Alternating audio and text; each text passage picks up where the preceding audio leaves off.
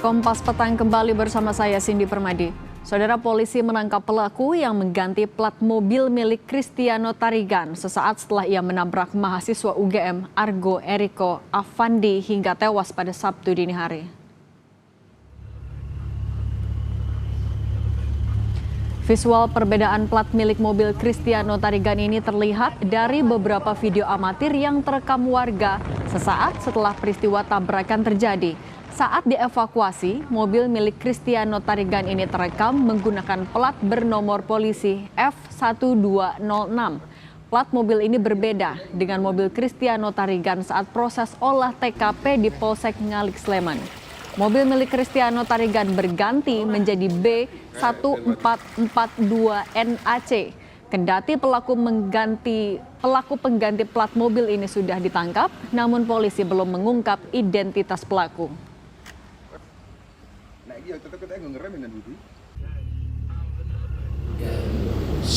Pada saat kendaraan sudah diamankan, tanpa diketahui oleh petugas, ada yang mengganti plat nomor tersebut menggunakan plat nomor B1442NAC. Kami sudah dalami dan kami sudah amankan pelakunya. Kita sudah melakukan pemeriksaan dan pendalaman dan akan kita proses. Terkait dengan berupaya melakukan barang bukti. Sejumlah mahasiswa UGM memberikan dukungan kepada almarhum Argo Eriko saat acara wisuda program sarjana UGM pada Rabu 28 Mei 2025. Sejumlah wisudawan dari Fakultas ISIPOL UGM memasang sebuah kertas yang tercetak foto Argo dan menunjukkannya di atas podium saat menerima ijazah. Catherine Valencia Pangestu dengan predikat cum laude. Karena memang beritanya sangat shock. 11 tahun ayahnya di 2014 dan sekarang 2025 yang kehilangan anak saya.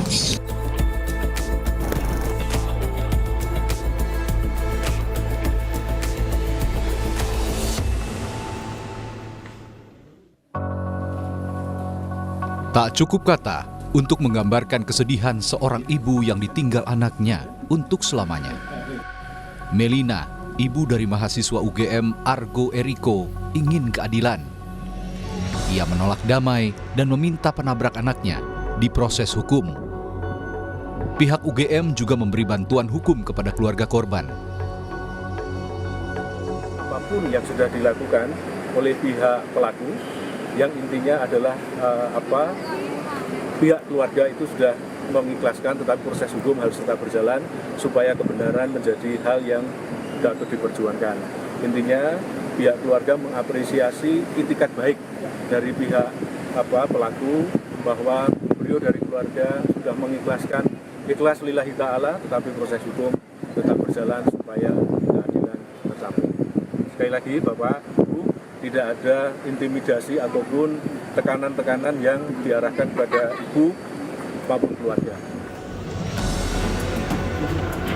Tersangka penabrak Argo yang juga sesama mahasiswa UGM kini ditahan di Polresta Sleman.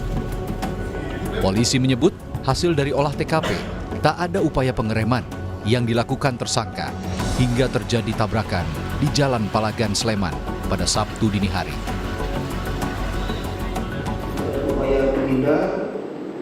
Kemudian pengereman rem itu dilaksanakan setelah nabrak. Ini yang berikutnya memang dimungkinkan yang bersangkutan ini lelah ya, karena aktivitas yang bersangkutan ini dari pagi sampai malam itu full. Jam 20 dia biliar, setelah itu bermain di tempat kos temennya. Jam 00.40-an dia baru keluar dan terjadi kecelakaan pada jam 1 itu.